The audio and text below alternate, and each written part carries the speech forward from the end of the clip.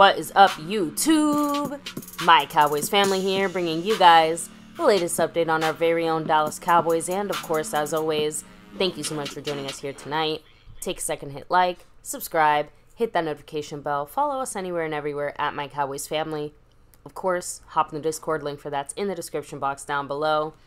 And as we get rolling here tonight, guys, obviously a very, very sad day for Cowboy Nation all the world over. We'll be touching on that here in a second. Rest in peace, Larry Allen. Yeah, somber day for Cowboy fans all across the earth, right? So, yeah, Larry Allen, one of the best offensive linemen in history, and I believe our best offensive lineman we ever had, passed away. You guys probably know that already, and of course we have a couple other things to talk about tonight. Not too much, but it is important stuff, and of course the CeeDee Lamb situation update. Yes, a big update today, especially with mandatory. Yeah, mini camps. That's tomorrow. It kicks off for 3 days. So we'll talk about all of this and more here tonight in My Cowboys family. Another Cowboys chat. But first, as you continue this, the kind of 2-week build up, right? We have here going for the championship here on for our tops on all of our boards. Of course, the sponsor of the week continues to be the man McLovin. Ooh. Not just the sponsor of the week, but the man McLovin is also the Cash App King. Not just last week, this week. It's the same week. So it's a 2-week little, kind of thing, because last week we only went live twice. We're very busy. This week we're going to be on a lot more. So it's going to be a 2-week, finale here on, I guess, close to Sunday. I guess will be our last stream for this week. And we will close it out and see who the champions are, because Marco Sepian's still hanging on with 38 points on the Stream Boss. Much love to the man from Hawaii, repping that star for everything. And of course, you just saw on the overall board as it went by. Well, you're seeing that scroll on top. Jet Li 44, 6 out of 7 weeks as our gifting membership king. Huge shout out to the man Jet Li, aka Jason Renfro. Yes, much love to him. And when you look at this week, who are the leaders on the gifting board? It is Jason Renfro again. I mean, Jet Li 44. Trying to go back-to-back like our 90s Cowboys. Trying to go 7 out of the last 8 weeks of being our gifting champion. One of the best and greatest ways to really help out the channel and help out the family in the chat. But gifting memberships, you have to be in the membership to do that. But once you're in the membership, you can then give back. And that's a great way to do it. And then you have leaders on this board. Well, you have Jason Renfro. He is currently the overall leader right now on this board. And hey, he's maybe coming back for that top spot. But when it comes to the crown, McLovin's holding it down. But we have a different leader, and it's not Jet Li 44. It's Sko 971. Again, we got the After Dark stuff. So a lot of these guys also on the After Dark sessions. And much love to Sko 971, who's got a slight lead over everybody else so far in these last, I guess to say, into these 2 weeks here we got going. So appreciate everybody on the board, everybody, trying to get the top spots and all that stuff, and the dropping the love here, of course, on My Cowboys family. There's 4 ways of dropping the love, kind of like the After Dark sessions. Of course, you got 4 other ways through the YouTube way, which is super chats. You have the thanks button, which, by the way, big thank you to Skeptical Fan, who did drop a drop of love there. I'll say what he said in a minute here. There's also, you could jump into the memberships. You can also gift memberships. So, when I say gifting, when I say in the membership, you have A. Lavelle, Gerald Swain, of course, MCW, and people that gift memberships, like I said, like Skeptical Fan and Jason Renfro. They've done that recently a lot. So, a lot of different ways. But then there's 4 other ways, which mainly is done by, the After Dark sessions, MCF After Dark streams. And what are those 4 ways they can hit up that Cash App? You have, of course, the Cash App money sign My Cowboys Family, the Venmo at My-Cowboys-Family, the regular PayPal link, and the Streamlabs link lets your comment show up on screen like a super chat. Yep. And then there's, of course, this week, at the end of the week on Sunday when we close it out, we're going to have our Star and Over Everything level membership for the month of May. And, of course, we'll have a weekly winner as well. I'm thinking it had to be Sunday, maybe even Monday. Might have to be Monday for the raffle, because we have to know who's the winner so we can add them into this raffle. Because the weekly winners also get in. Like right now, you see McLovin, he's a champion, so he gets a raffle entry as well into this jersey raffle. So if you want to get in this thing, you got to jump into Star level, Over Everything level, or be the weekly winner. And if you don't get it for this month, you'll be in for next month, which of course will be for June, which is currently this month. Anyways, we also give the shout outs to those in those top level membership spots. And so, baby, without further ado, why don't you shout out those that are representing the top of our membership levels? A huge shout out to the man, Skeptical Fan, always staying skeptical.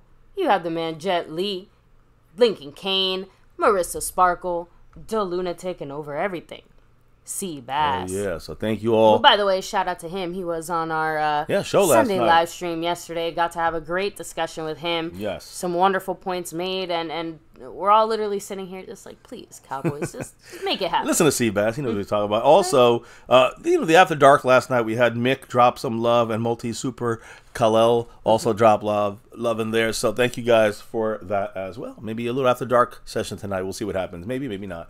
But either way, let's get to this session, and shout out those that rep the boards with us here on the Nightly. So maybe without further ado, again, who's in the house tonight ready to rock? Much love to the man, Skeptical Fan. Of course, Eastside Herald had to come and talk real Cowboy football here, right? So, the man himself, C. Bass, much love, and yes, the Larry Allen situation is extremely tragic, but it is so much harder knowing that, he leaves behind three, family, children, young children. Yep. So, very, very unfortunate. Let me see. James Payne, much love. Appreciate you for rolling through. Q Rush, the DJ. Yes, rest peacefully, big guy. Yep. Let me see. We have Mike Aldana, much love. Thanks for being here. Of course, Stormy, passing through, much love. I'm sure we'll see you later tonight. Maybe. If we go live. Ganja Man said, rest in peace to one of the greatest ever. Of course. We have MCF After Dark. Who's that? Freedom First was first. Thanks for rolling through. Coming back down. There's more people trickling. I'll make sure to keep on shouting them out, saying hello and hi, give them their love and props. So, baby, we have obviously a few things to touch on before we dive a little more deeply into the more Cowboy Direct related news. Because, again, outside of kids were actually a little older, graduating college and a little older. They weren't young, but of course, still a blow. You don't expect 52 years old, to have your dad pass away like that. So unexpectedly and on vacation. We'll explain in a minute or two here. But yeah, I'm sorry, baby. I know you had the last couple comments there. I know we're going to do some NFL news, which is kind of actually all the news is kind of NFL news. Of course, Larry Allen is personal to the Cowboys fan base, but there's specific NFL news that is absolutely the most directly Cowboy related news, and probably what our front office was waiting for. So, but yeah, baby. I mean, hey, if you're ready, I'm ready. Let's do it. And by the way, big shout out again to Skeptical Fan with that $2 Cash App drop earlier today. He said this is for the cucumber recall in Florida, salmonella poisoning, which I know you actually mentioned that before. As we were doing this earlier. Before he sent that, we actually discussed that behind the scenes. So thank you. Because we do have cucumbers in our fridge as we speak. Yeah, and we're in Florida, so yeah. Everyone, look out for, and see which states are. I know a bunch of states are affected, so make sure you don't get salmonella and, follow what they're telling you. So anyways, NFL news. It's all NFC East, basically. The New York Giants tight end, Darren Waller. He came from the Raiders, one of the top guys at the time with the Raiders, and then kind of went off the map with the Giants. But he's going to be making a decision by next week's mandatory minicamp. Now, for us, it's this week, but the Giants have their mandatory minicamp next week. He's going to have a decision made whether or not he's going to play or retire. All right, he's making a decision about his playing future, and people around the team, and and his family, and little sources here and there trickling out are saying that the expectation is he's going to retire.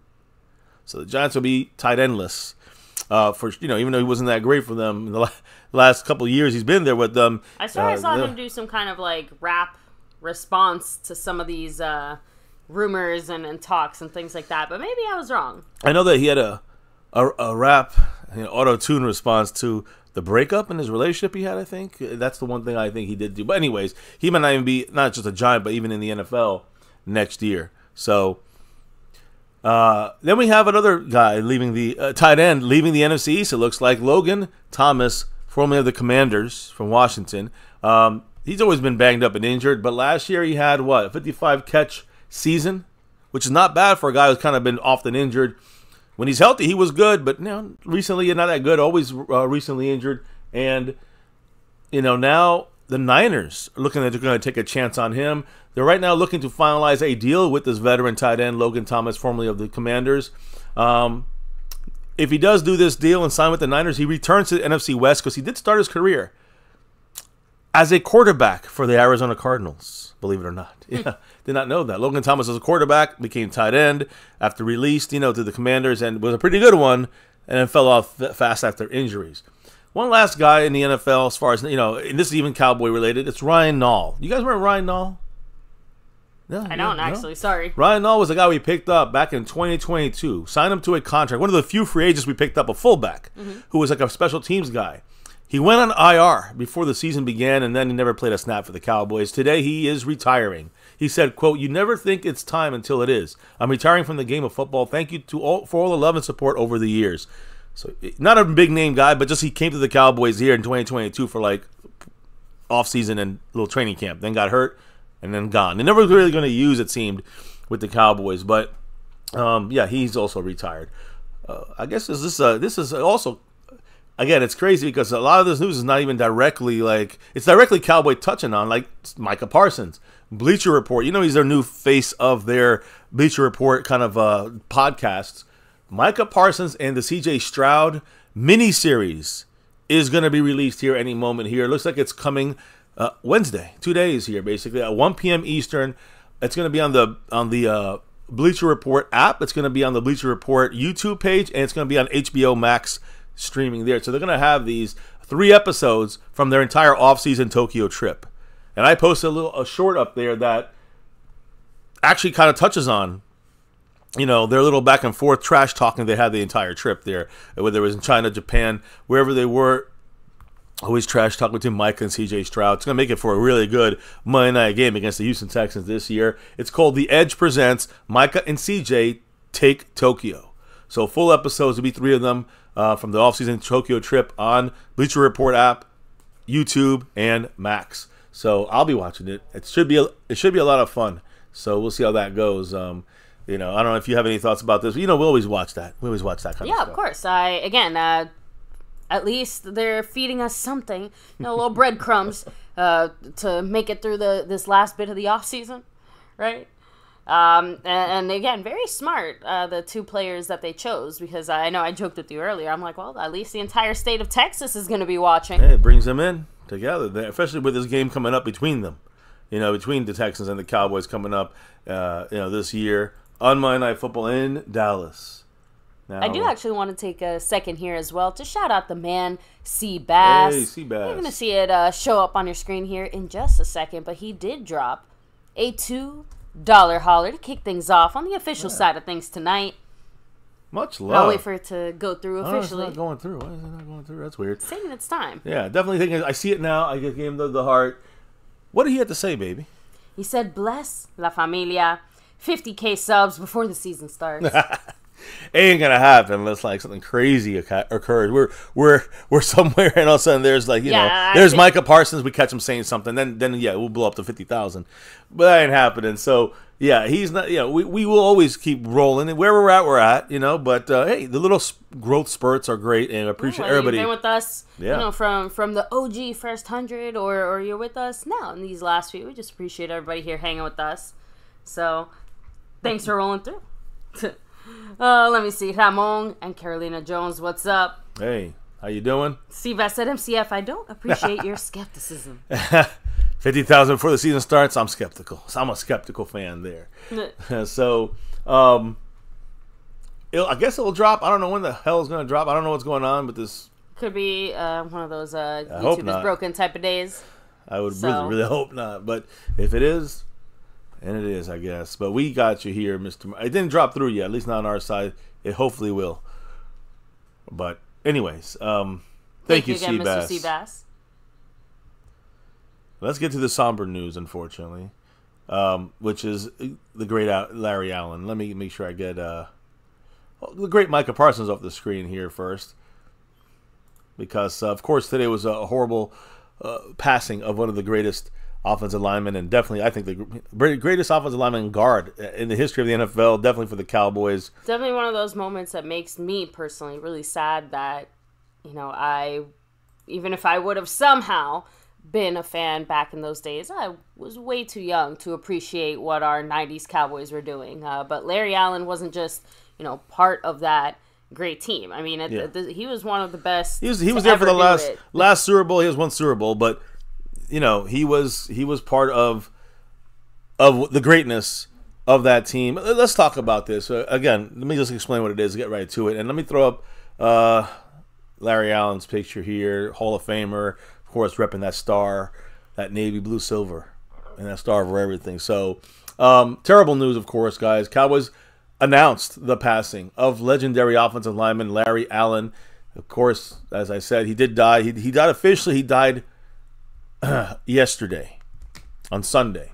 He died Sunday while on vacation in Mexico with his family. So they're sitting there having a celebration. They're enjoying life. And then at 52 years old, Larry Allen passes away on vacation in Mexico. He was on, again, he died suddenly. Nobody knows the reasoning. I'm going to assume it could be some kind of heart attack or some kind of aneurysm, something like that.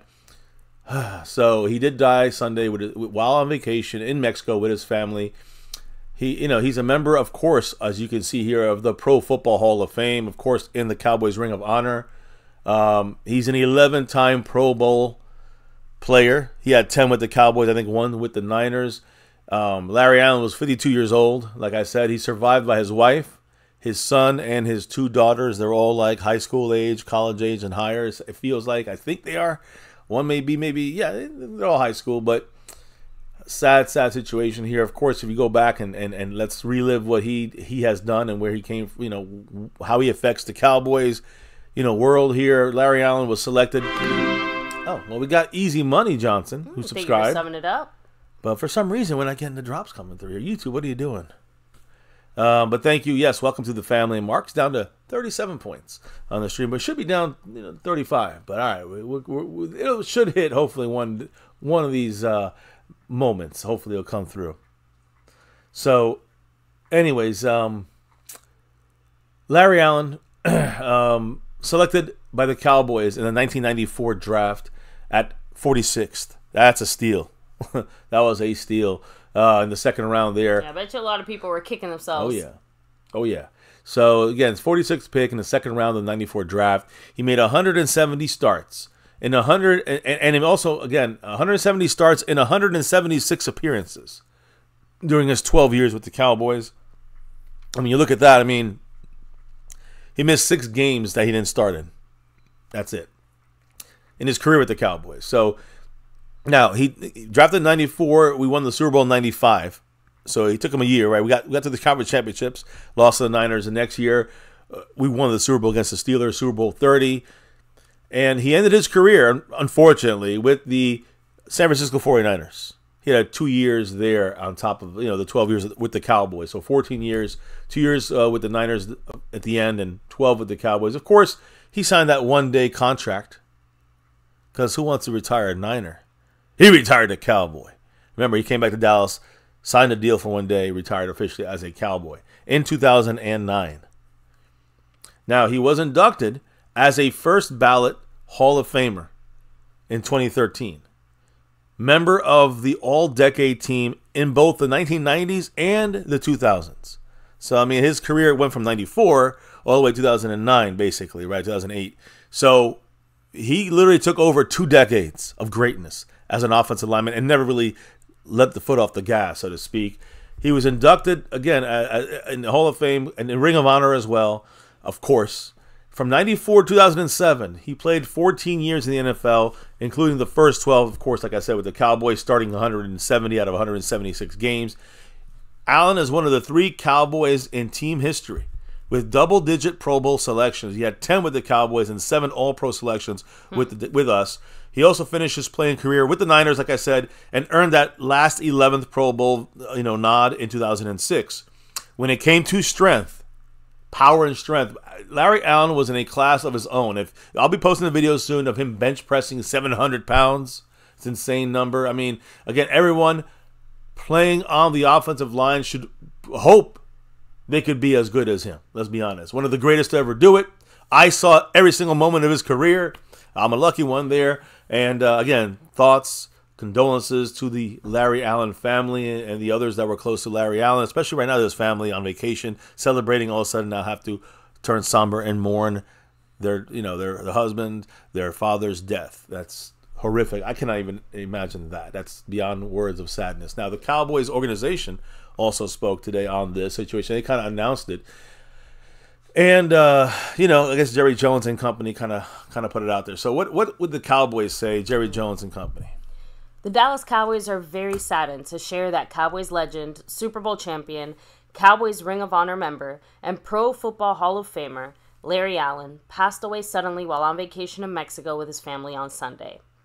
Larry, known for his great athleticism and incredible strength, was one of the most respected, accomplished offensive linemen to ever play in the NFL. His versatility and dependability were also signature parts of his career.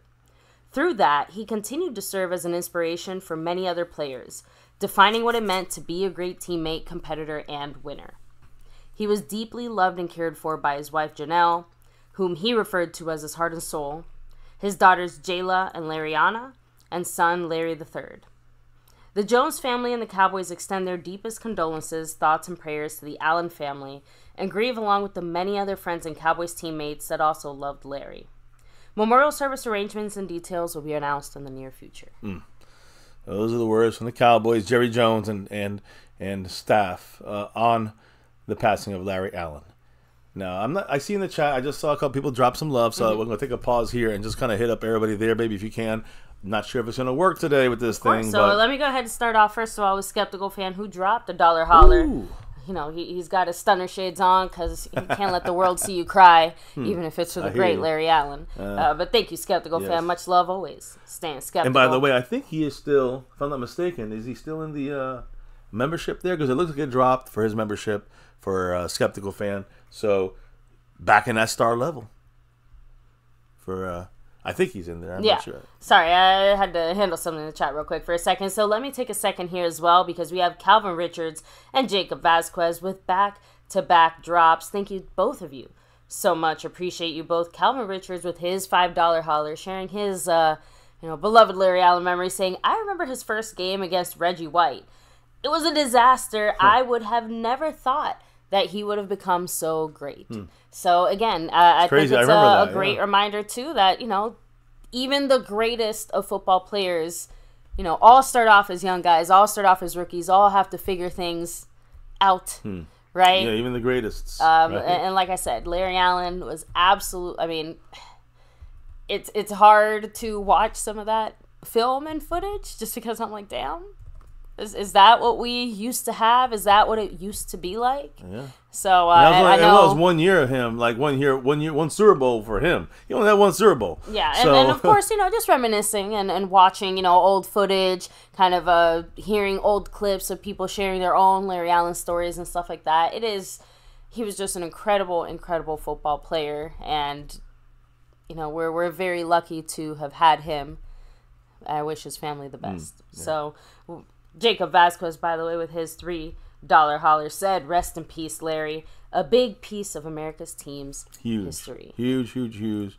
Really big loss. Sad I mean, day. you don't, I'm not trying to take anything away from Emmitt Smith, but even he has always consistently said, like, I would not be Emmitt Smith if it wasn't for that O-line, if it wasn't for guys like Larry Allen doing their job. I think, like most, not only Cowboy fans, but most everybody, even other teams will say Larry Allen and the offensive line is why Emmitt was how great as he was. Now, Emmitt was still great, but we know Larry Allen was, and the others were huge parts of that offensive line in the 90s. So, let me see. And Halen Fanatic said, all these young people dying these days. Again, usually NFL players, unfortunately, do have shorter lifespans than most. And especially as you get into the bigger side of the NFL, I know, random... not so fun fact, but every inch over 6 feet, guys, you actually shorten your lifespan by a few years. Now, I also remember, guys, he's a heavy guy. Some people think it's some other stuff that's going on. The political fucking fake news, conspiracy things about COVID. That's so stupid. So nothing to do with COVID and nothing to do with the vaccine, which is what people are bitching about. People are crazy. Some people are insane, and they're haters and losers, so they're gonna blame things that are not real on this passing. Larry Allen was a big guy, like you said, the height, the weight. I mean, he was drafted with 6'3", 325, but of course much bigger now in the sense of weight. Retired and all, not as active. Not, you know what I'm saying. So he's a big guys. They pass a little earlier when they're heavier built, heavier set. Chubbier guys as they get into their, later into their lives, even in the 50s. And, we don't know what his health situation was when it comes to his working out or his, trying to stay, healthy or eating healthy. We do not know, but to say it's anything but, a medical situation, which is, again, is he that? I mean, he's young, but he's not like 20 or 30, he's 52. And if you don't take care of yourself, you can pass away. You're, 50s, your 40s. And nothing to do with any vaccine, so just get that out of your dumbass heads. Yeah, wasn't Bernie much love. Little Dallas Cowboy said Larry Allen leading that Zach Martin, the president before the president. So, and Halen Fanatic, like I said, I'm jealous of a few things from some of you old school fans that are, of an age to remember our Cowboys back in their greatness in the 90s and stuff. But like I said, there was some deep jealousy inside of me as I was watching some of those clips, just like, damn. Yeah. So... Oh, Jeremy Ruiz. Yes, rest in peace, Mr. Allen. Just like we said, guys, it's just a horrible situation. Yeah. Fuego said, only 52 years young, passed so suddenly. Yeah. The one small thing, at least he was with family when it happened. Yeah. For whatever that's worth, It had to be hard for his family, though, that's for sure now, like, unfortunately, with their situation, on vacation. Nothing makes this easier, but, he was clearly... doing his thing as a man, as a dad, and able to spend that quality time with his family. Because a lot of, by the way, just a lot of, like, the stories and things, personal stories about Larry Allen, like, him doing stuff with his kids or with his family is, like, 50% of the stories and things that you hear about him just in the general Dallas Metroplex area, oh, yeah, Larry Allen was doing this, and he was just such a great guy, and, he signed this for our family, and just, I don't know, saying, that's the type of stuff that is nice to see. Victor Wembanyama in the house. Bill Walton, who was older, of course, had cancer. He died, and Larry Allen died. Again, rough week for sports. Yeah, I mean, they always say it comes in threes, right? So who's left on this? I don't believe in that stuff. But in the end, it is a very sad, day of greats passing here. And it's too bad. Now, some other greats are remembering Larry Allen. Like the Cowboy players, like former Cowboy players that played with him, like the great Troy Aikman, who was being protected by Larry Allen when he was trying to throw the ball. Like Troy Aikman's probably standing thanks to Larry Allen. Yeah. But Troy Aikman said, just received the heartbreaking news of the passing of our beloved teammate Larry Allen. He was a Hall of Fame offensive lineman that dominated opponents regardless of the position played. Off the field, he was a gentle giant that loved his family. Rest in peace, Larry Allen. And again, guys, that is... so I've heard a lot of people say, like, Moose, who helped block as well as a fullback for Emmitt Smith. And next to, I'm saying, when you look at Moose, you look at Daryl Johnston, and he said, basically, still in shock, echoing literally Troy Aikman's words that he said. He said Troy Aikman said it best. I mean, on the field, a dominator. You scared of him. Off the field, a gentle giant. Everyone's speaking about him in that way. And then a very, very tearful Emmitt Smith, the great Emmitt Smith, who we know he wouldn't have those yards without guys like Larry Allen. He shared his thoughts on the passing of his former teammate. My heart is just broken. We need to make the best out of every moment and not take people for granted. He described, Larry Allen as a good dude, great player, super person. And he was again, crying. you don't really see Emmitt Smith that emotional, but he was very upset, crying, saying the one thing about Larry Allen that I know, he had a big heart and he lived life to the fullest. A man of very few words, but on the football field, he was a beast and he'll be sorely missed. Again, kind of echoing, sounds the same exact description, pretty much like you said, everybody out there giving similar descriptions about him on the field. I mean, the best ever, and off the field, the best ever. And, but in, such opposite ways, right? So, very sad, very sad, very sad. I see that we have the man Calvin Richard dropping that 5 on it here. Yeah, I got you. We'll do the YouTube analog. Ready? There it is. It went through. Unfortunately, Mark should be down at like 25 points on that stream boss. But sometimes when I reset it and it comes back up, they all come through. And if you guys not seeing it, it will go down to the proper number, I hope. But your guys, drops do come through. So whatever's going on with YouTube, they're fucking us, but we'll fuck them back later. Don't worry. So what did Calvin Richards say? Calvin Richard dropping that 5 on it. $5 holler. What did he say?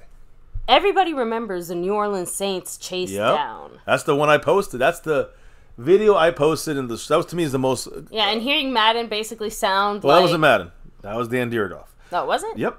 That was Dan Dierdorf, who was like nonstop. Yeah, you don't know Dan Dierdorf, but yeah, he was offensive lineman for the Cardinals in the 70s.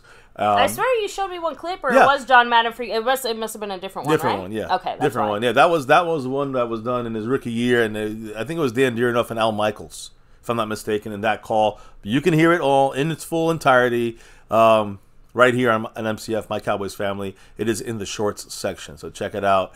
His most famous play, and it's funny, it's not about blocking, right?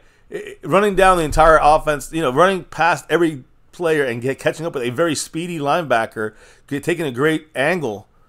It's so funny because you see him and you think that he's some like super adventurous linebacker or something for the Cowboys until you realize, wait a minute, that's the offense. Wait a minute, that's an offensive lineman. Wait a minute, it's Larry Allen. Yeah, who would have predicted he would have been, bursting out of there? I think he said with a jet. It looks like he had a jet pack on. That's kind of funny. A rocket pack. Yeah, something like that. So yeah, he did bounce out of there extremely fast. Again, and if anything, it feels funny to say, but it feels like very much a precursor to what ended up coming next for the NFL. Because seeing big guys be more athletic, in a general sense, is where the NFL currently is at. You know what I mean? Mm-hmm. Because seeing that from Larry Allen, not only was it impressive because obviously guys like that don't usually move that way, but also because he did it and he did it so well. You know what I mean? But I think nowadays, I don't think it would be as surprising to see a bigger player display kind of little flashes or moments of, surprising athleticism for guys that size. Again, it's kind of crazy to think about and see because, again, when you see a guy that big moving that way, it's like, what the fuck? Yeah.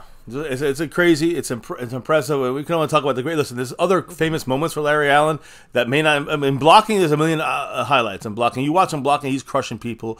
2 guys getting knocked down on 1 block. He's, he used to tell guys, John Randall, great John, he said, I never wanted to make him mad. And guys like, what's his name? Was it Tuck? Jason Tuck, is that his name? From the Giants, who would say every time he lined up over him, and this when he was at the Niners, when he lined up over him, he would say, choo choo, like toot toot, like he's coming. Choo choo. He said, basically, I'm running at you. We're running at you with Emmett behind me, and we don't care if you know. And that was part of like the greatness of Larry Allen. He would tell you where he's running to. You're running through behind me now, and you would not be able to stop the running back, wherever it was. Troy Hambrick, Emmitt Smith. It doesn't matter because Larry Allen told you where he's going to go and then blocked your ass and got to the second level and blocked some more. Yep. See, that said, absolutely, MCW. You make a valid and very perfected point. This is something I was trying to allude to last night. We look at these guys from their weight.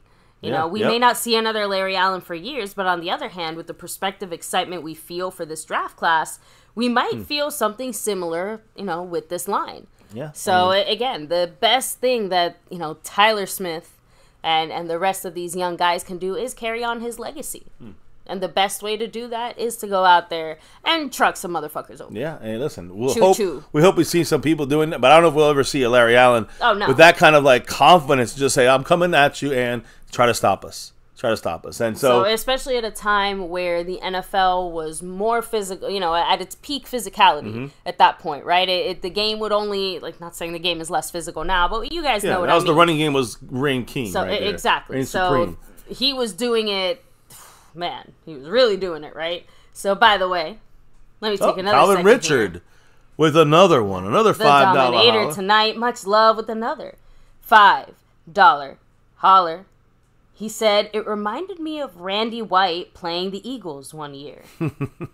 Yeah, you don't expect Randy White, as big a defensive lineman tackle that he was, to be able to run down players. And the Eagles, he was all over the field.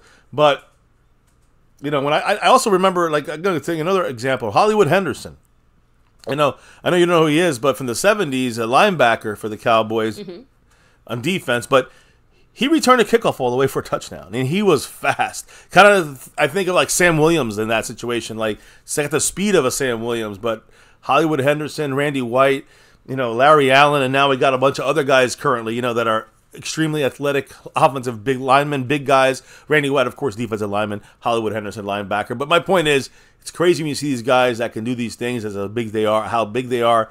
And, Larry Allen, I think, epitomized this. Like, he was like the 6'3", 325 offensive lineman that was a freak of nature, that could do it all with power, athleticism, speed, agility. You wanted the best offensive lineman in the world you can construct. His name is Larry Allen. You don't have to construct anyone. It's him. Unfortunately, I say this like he's here now.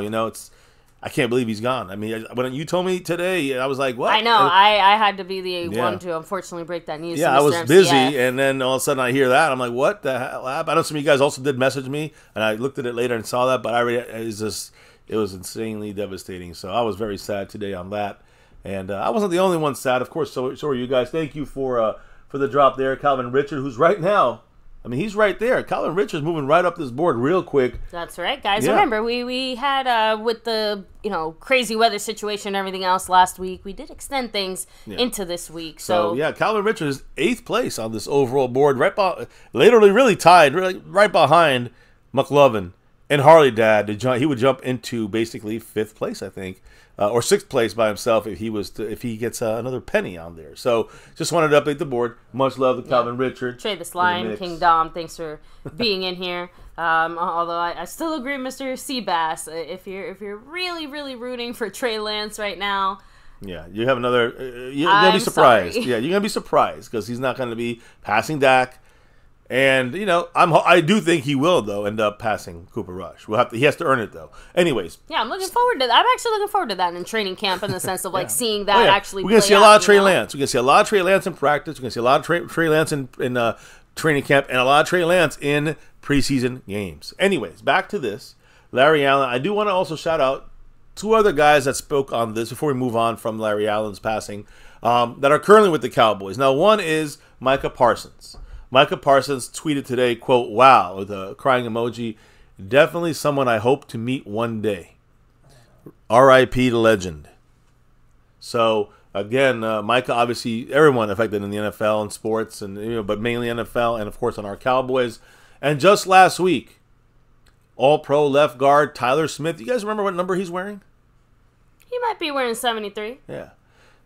So he's wearing 73 in honor. This is one of the reasons why he wore 73, because he knew Larry Allen was going to be, he modeled his game after that. So just literally last week, and I was thinking about, I actually showed my daughter last week a video of Larry Allen reprimanding Cortez, the kicker who missed an extra point against the Niners. He grabbed him by the helmet and almost ripped his head off after missing an extra point on his own team.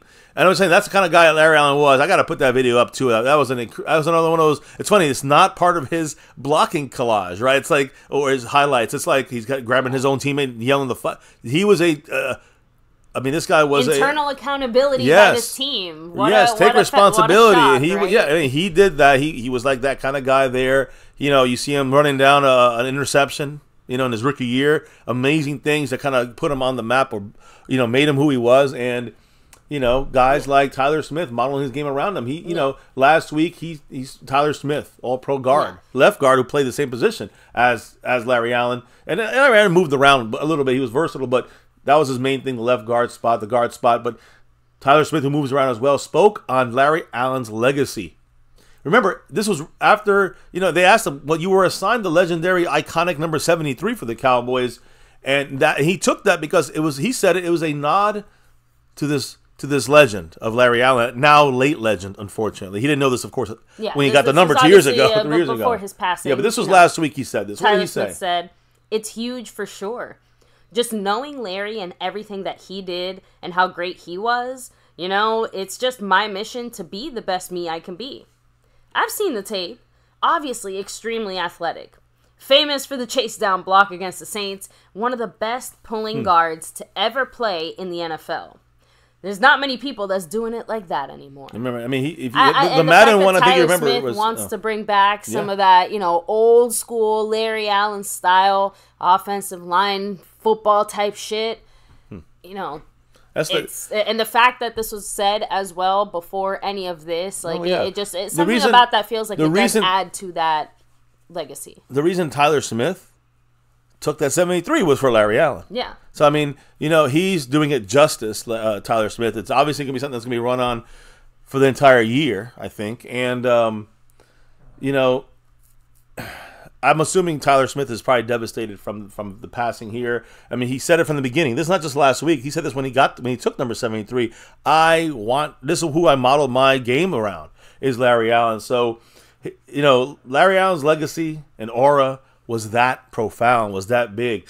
And his death is, reached, like I said, Micah Parsons, other current players, but again, guys like Tyler Smith, Micah Parsons, heartbroken by the news on this, by the fans, but of course so are the players, the players as well, especially those that either were going to meet him, like Micah Parsons was playing to, or Tyler Smith, who models his entire game, took number 73 because of him, because of Larry Allen. So he will live on through the memories and the highlights and through these players that are right now representing him in every way possible. So any last comments by the chat here about this subject before we go to our last topic today, which is CeeDee Lamb? Of course. Pioneer said, sup, y'all. Larry Allen, number 73, was the Eddie Van Halen of NFL offensive guards. Eric Williams and Larry Allen put legitimate fear into the NFL. Just ask Michael Strahan. Yep. I mean, that little choo-choo train, little memory there. Yeah, that, I have to admit, that cracked me up because, again, how much fear do you have to put into grown men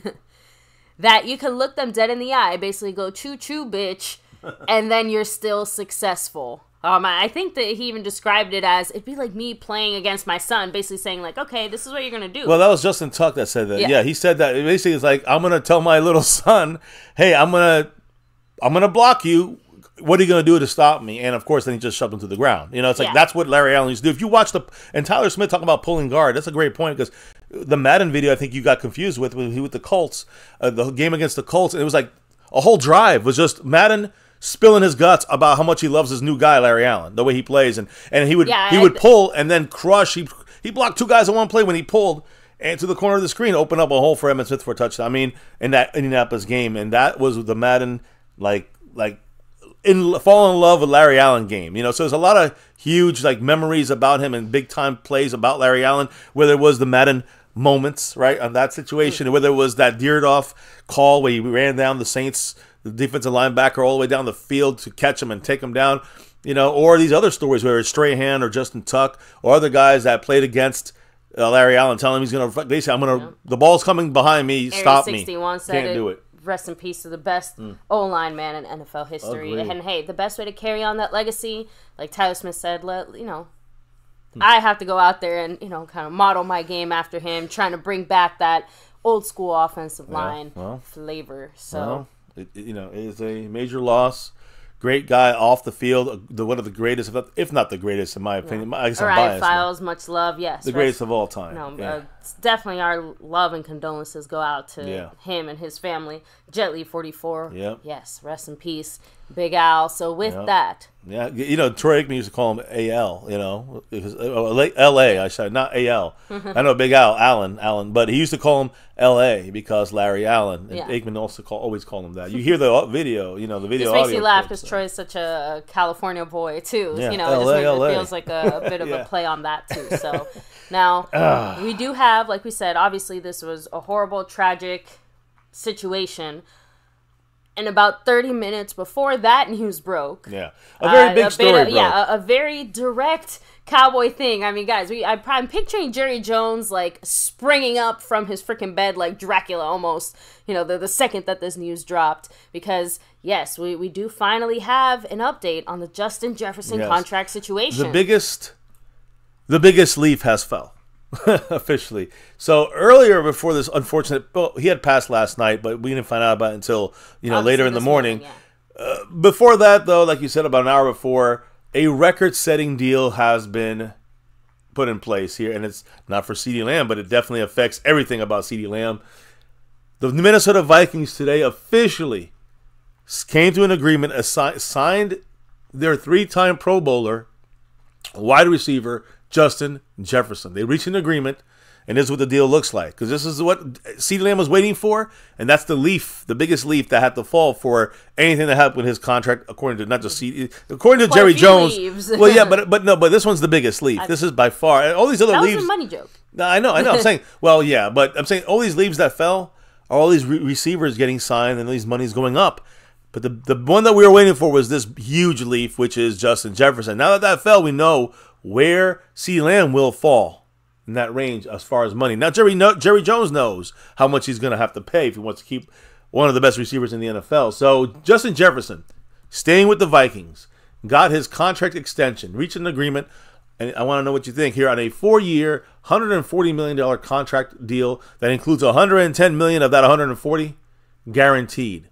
So that makes him not only the highest paid receiver in NFL history, but the highest paid non-quarterback in NFL history, which we knew was kind of coming. We kind of assumed that. His deal, Jefferson's deal, includes $88.743 million due at the time of signing. That's like more than Dak got at the time of signing. Again, the highest non-quarterback guarantee at signing in NFL history. And of course, as we knew was going to happen, it resets the entire wide receiver market.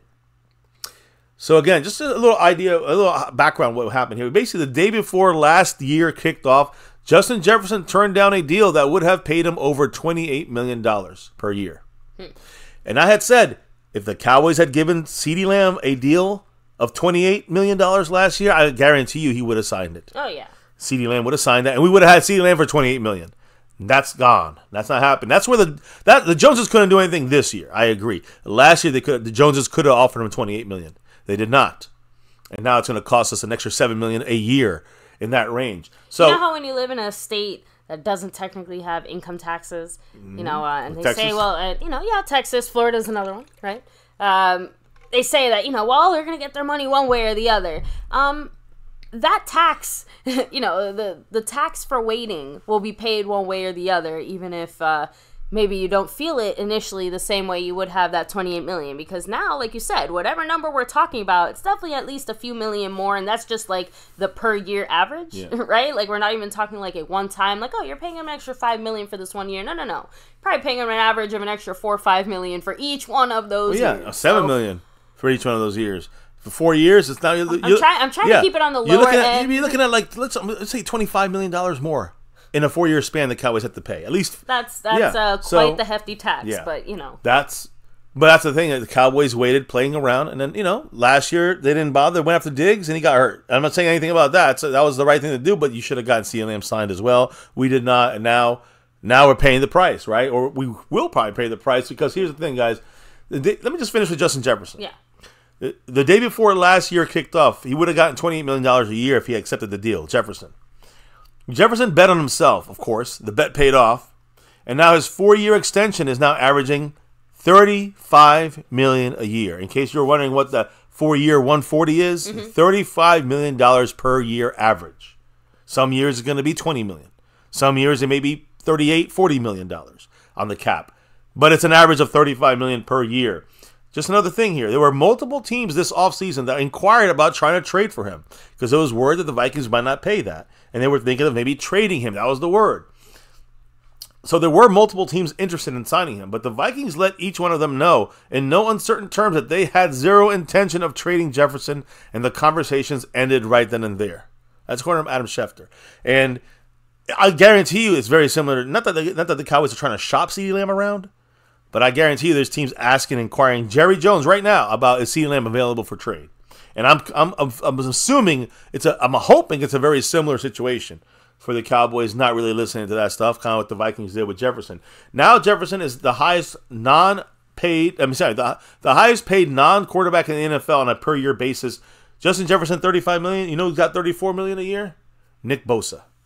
He was the one that did it last. And you know what? If CeeDee Lamb gets more than him, then CeeDee Lamb will be the biggest in history. He'll reset the market and reset the historic non-quarterback pay, right? So when you look at this, how does this now we know about that's Justin Jefferson, all right? I don't really care, but this obviously affects CeeDee Lamb's contract situation. Yeah. So just a little added information here about minicamp. Tomorrow, mandatory minicamp officially begins. If CeeDee Lamb does not show up, he can show up and then hold in, which means that he won't play on the field.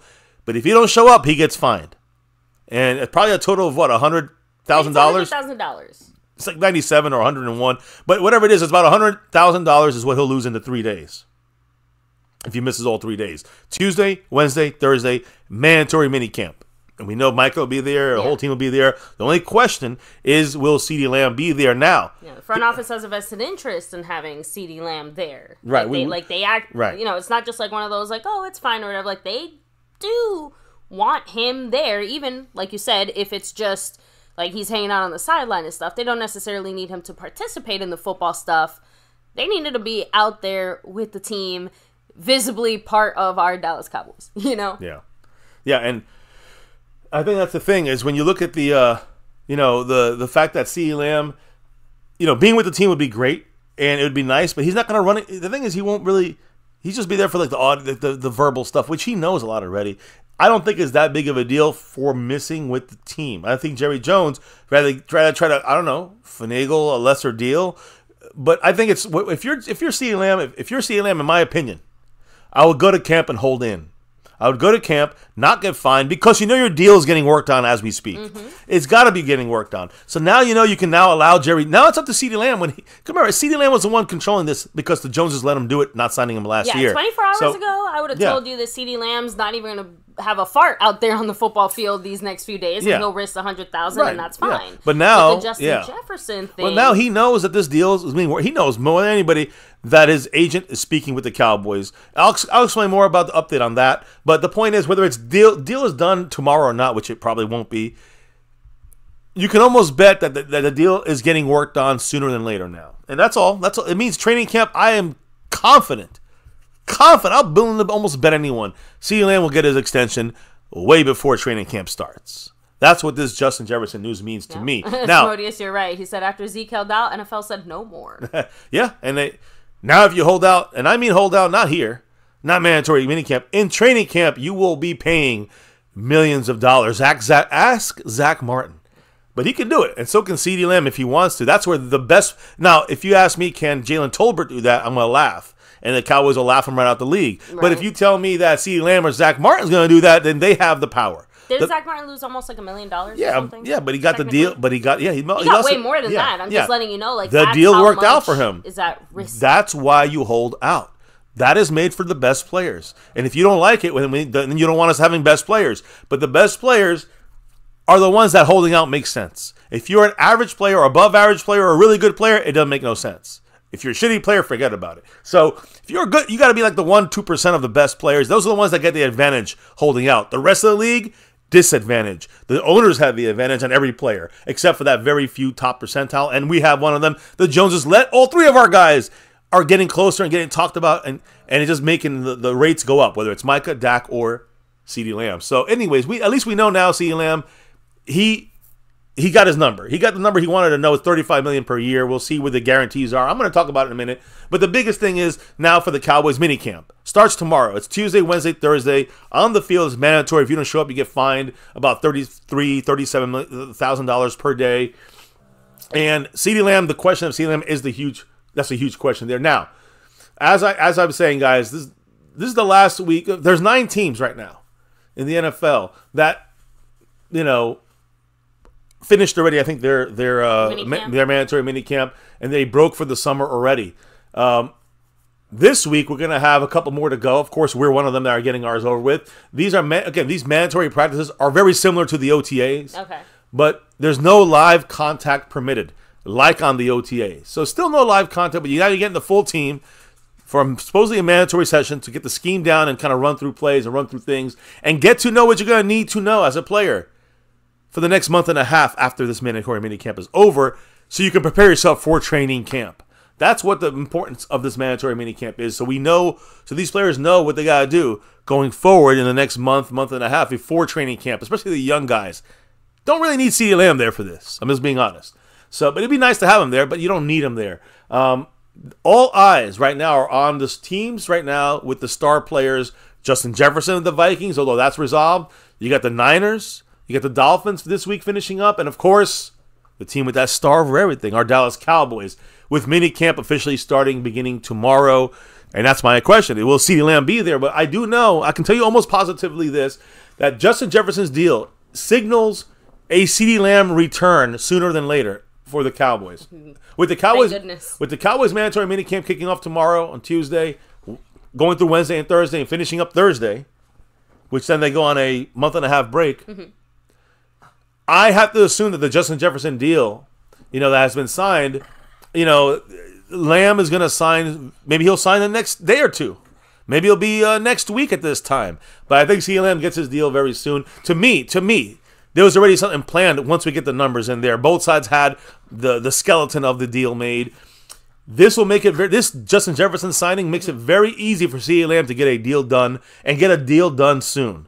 Now, I have the whole breakdown of Justin Jefferson's deal. I'm not going to do it. It's just too confusing and too, and it has so many levels and stuff. It just wastes my time going through it. But CeeDee Lamb's going to be very similar to his. Now, the way we always thought about this, knowing that tomorrow on Tuesday, this is going to be the first financial hits for CeeDee Lamb. He cannot help this. It is going to happen no matter what. Any absence this week in mandatory minicamp equals fines. So June 4th, tomorrow, is the day to circle when the money starts taken away from CeeDee Lamb. Jerry Jones said he was waiting for more leaves to fall when it comes to contract negotiations with CeeDee Lamb specifically. Well, this is the biggest one, the one that was needed. This is the whole fucking tree. This is the tree. The tree fell, and now we know what's underneath it. And that's $35 million is the number that we have to plan around for CeeDee Lamb to get. Now we know the ceiling. Right. Great. Now, is it this? That's going to be the question. Is it the ceiling or is it the minimum? Because waiting comes with a price. Last year, again, we know CeeDee Lamb was going to wait this offseason. Last offseason, the Cowboys front office waited, and now it bit him in the ass. So this is where it hurts them. But let me just go through this. Is Justin Jefferson's $35 million a year the ceiling or the floor to CeeDee Lamb's summer extension contract? So again, you're looking at a guy who, Justin Jefferson, 4 seasons in the NFL, CeeDee Lamb 4 seasons. Justin Jefferson has 3 All-Pro years. CeeDee has 2. They both have 3 Pro Bowls. CeeDee Lamb has 395 catches, 3 more catches than Justin Jefferson has in the same time frame. Since they both came in the league.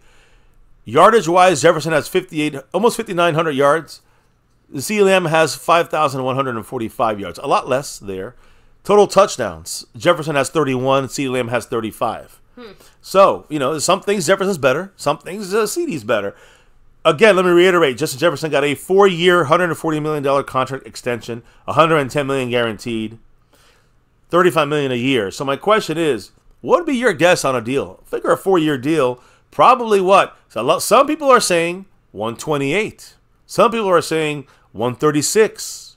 I'm thinking it's going to be closer to the 140. So I'm thinking it's 136. Probably about $100 million guaranteed instead of the, what was it? You got $110 million guaranteed. CeeDee probably gets $100 million guaranteed. I was just about to say, I'm going to go back. My memory could be a little rusty here, so help me out, chat.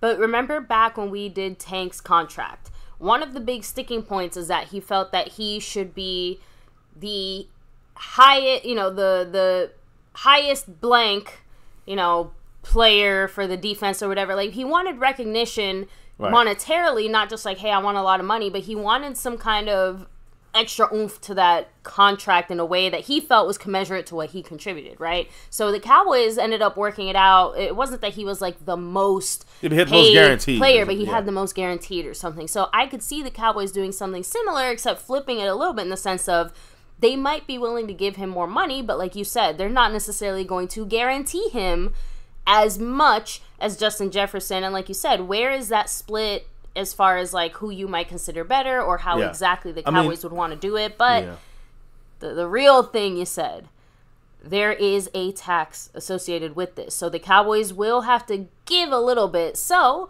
no, in the sense of like, okay, like the giving is like, okay, now because Justin Jefferson went first, it's like they're going to have to give CeeDee maybe more money overall, even if it's less guaranteed type of thing. You know what I mean? I hear you. I understand your point. I can give him one, like, because it's so close. He's so close to Justin Jefferson. They could give him a plus on something and a minus on another. And I can't see CeeDee Lamb feeling differently than DeMarcus Lawrence in the sense of like he's that guy, and I think that he would also want his contract to reflect some of that as well, outside of just like, oh, hey, I'm getting paid a lot of money. Do you get what I'm trying to say? Yeah, I do. I understand exactly what you're saying. And look, all I'm trying to say is no matter what we look at today, CeeDee Lamb now is very happy. He's going to make that big money somewhere for sure. And whether he's getting 35.1 or 34.9 million, he's right there with Justin Jefferson as being, the highest paid. Now, I personally don't think that CeeDee Lamb is going to say, like, I need to get more than him because I'm better than him. At most, he can say, listen, I'm about as good as him. I have a couple numbers, maybe a little bit less with the catches and the yards.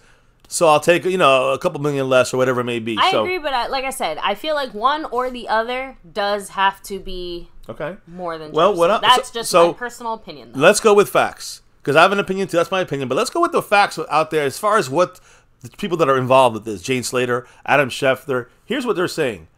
Adam Schefter today, after this deal was done, after talking with Jane Slater and after checking with his sources, said that he does not believe that CeeDee Lamb will top Justin Jefferson's new deal. Okay. So Justin Jefferson set the pinnacle of the top. We know now where he's going to sit, and I believe that is correct because just because a guy gets paid money, don't mean you have to pay him the next guy more. It's not the quarterback position. So this is a different situation. To me, this is where he's got to get more than A.J. Brown. So what is that, $32 million a year, $33 million? So he's going to get $34 million probably CeeDee Lamb or a little more. Guarantees it might be $120 million. I don't know. Maybe not. Maybe that'll make him happy. It might be 100. If he gets guarantees more than Jefferson, it'll probably be like $111 million, like by $1, but $100,000 more, or something like that. Or again, the flip side, like he gets less average per year, and he gets like maybe less money overall, but the guaranteed is maybe a little bit more than Jefferson. That's what all I'm saying is, according to Schefter and all these reports, it sounds like CeeDee Lamb is not looking to get more than Justin Jefferson as an overall deal. As an overall deal, and I don't know what it doesn't mean. He wouldn't take less as a guarantee either. I'm just saying that's what Schefter's saying. Basically, do not expect anything in CeeDee Lamb's deal to really top Justin Jefferson's deal. And again, parts may be better, but overall, it will not be the same. It will not be better than Justin Jefferson's. And then we also heard from Josiah Anderson. She said, quote, I've been told that talks between the Cowboys and wide receiver CeeDee Lamb are expected to, quote, speed up beyond its previous pace since, quote, there's at least a number, end quote, with the announcement of Vikings receiver Justin Jefferson's record-setting non-quarterback contract extension today. So all I'm trying to say, maybe, is that it just sounds like he's not going to get the guaranteed or the overall better than Justin Jefferson. Okay. That's what it sounds like from Jane Slater, from Josiah Anderson, from Adam Schefter, and everybody else out there that's embedded in this thing. Now, it doesn't mean it can't happen still, but it seems like if you're wondering what number it's going to be, I'm thinking $34.5 million per year average. It'll probably be like $105 million guaranteed or something like that, $100 million guaranteed. That's my guess. And CeeDee Lamb will take it with a smile on his face because for him, I don't think it's about getting more than Justin Jefferson to show I'm better than him. I think he just want to know where he falls so he can get about as much as him. Yeah, like he just wants to be recognized as the number one guy. 1A, 1B. Our team type of thing. Yeah, so I think we're fine with him. I think this deal gets done by next week at the latest, probably. If the Cowboys don't drag their feet even more, which would be fucking stupid. Any other deals now any receiver deals that happen now does not affect CeeDee Lamb anymore. Nobody can affect it anymore. The only thing that affected is Justin Jefferson deal to know where it has to fall. And now we know where that pin has fell. And now it's about the Cowboys getting the deal done, putting the same numbers. The Cowboys had numbers set up. CeeDee Lamb's agent had numbers set up. It was just a matter of which numbers to put in. And now we know it. This should happen fast. And that's why today's a big day when it comes to CeeDee Lamb's contract and the extension and minicamp starting tomorrow, mandatory minicamp. I think this makes the chances go up. I'm not saying he's going to be there, but it makes the chances go up that CeeDee Lamb will be at mandatory minicamp, even if he's not working drills or working out or running anything. He will be on the sideline until that deal is signed. Once it's signed, he'll be a full participant, and I don't blame him. That's business, and that's the way it needs to be done, especially when you're dealing with guys like Jerry and Stephen Jones. Sorry, being real about this. I agree, but the one thing I will give our current front office, this is actually one of those few times where I could see CeeDee Lamb walking out there tomorrow. A newly contracted Dallas Cowboy. That's how quickly I think things could move. It sounds like they agreed on everything in principle, but the actual hard numbers, because both sides, right? Like, I want to make that clear too. It's not like, Jerry Jones and our front office were the only ones waiting for these numbers. CeeDee Lamb and his agent were also waiting for these numbers. That's the reason why. That's the only. I mean, this year is about waiting. So it's a mutually agreed upon wait in a way. Well, because the Joneses fucked it up last year. Yes. Well, yes. Yeah, no. Look, mutually agreed upon now, right? It's, at the end of the day, if CeeDee Lamb could have signed himself sooner, I'm sure he would have. But yeah, it just, I would not at all be surprised if something isn't done and announced. Not just that, but especially with the mini camp and everyone kind of, not necessarily all eyes on Dallas, but just, you know, it would absolutely be in Jerry's best interest probably to at least have something ready to go so that they can do a little press conference and end the week, you know, with a pretty little bow on a whole bunch of Cowboy situations there. So that's just my kind of optimistic, hopeful thinking. But I still think that this is one of those deals that could easily get done very, very quickly.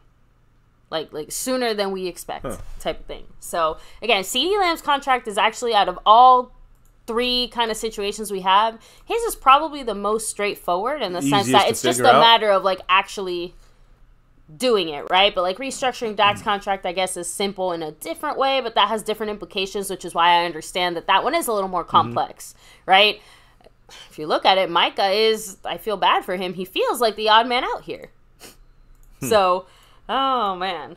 I wonder what we're going to see in that Tokyo show. It'll be interesting. I'll be watching it. So, by the way, I want to make something clear real quick. King Tom, I respect the rules we have here on this channel too much to time you out just because you're being annoying, but you are getting to that point where it's almost like troll.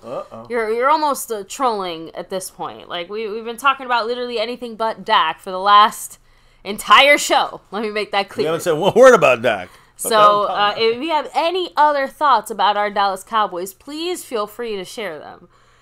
If anybody has any CeeDee Lamb specific thoughts, please feel free to share them instead of going back and forth with Mr. Yeah, he's trying to throw off the guys. He's trying to throw off. You know, he's a Dak hater, wants to throw off the freaking chat. And, so you could have told me that you love the Cowboys. Just throwing that out there, I need proof of that. But either way, I don't care. He can do whatever he wants. We let the trolls be trolls to an extent. Yes, but with that said, I genuinely want to know, what are you guys thinking? How are you feeling? Because I'm genuinely happy. I talk about perfect timing here. I know, Minnesota also has a vested interest in trying to get things done now as well. So it just kind of works out timing-wise with our mini camp and all that other stuff. But yeah, I don't like the fact that we still have Micah, CeeDee, and Dak kind of on this weird little limbo stage here. So the thought that we could maybe finish out the week with at least one of these guys settled, I mean, fuck yeah. And yeah, CeeDee Lamb deserves it. CeeDee Lamb has earned it. I'm excited to see where he continues to take the great number 88. Let's add a little bling to it, 88 right? has, we need that Super Bowl trophy, but number 88 has been probably the best 88 in our history. Better than Drew Pearson, better than Michael Irvin, and better than Dez Bryant as far as records are concerned. In this short amount of time, in the 4-year span, he's broken on pretty much every record, even the great Michael, and he's my favorite. Michael Irvin was my favorite. I know Drew Pearson was the OG 88, and Dez Bryant, some of the newer fans' favorite 88. The playmaker was my number one 88. But CeeDee Lamb has broken pretty much every record from every single 88 and every single receiver on our team's history. This guy fell in our lap. Jerry Jones had a friend of his that died. His name was Lamb, wore 88, I think, and gave the 88. I mean, all this is, are we going to let this guy go? Of course not. The Jones is going to get this deal done soon.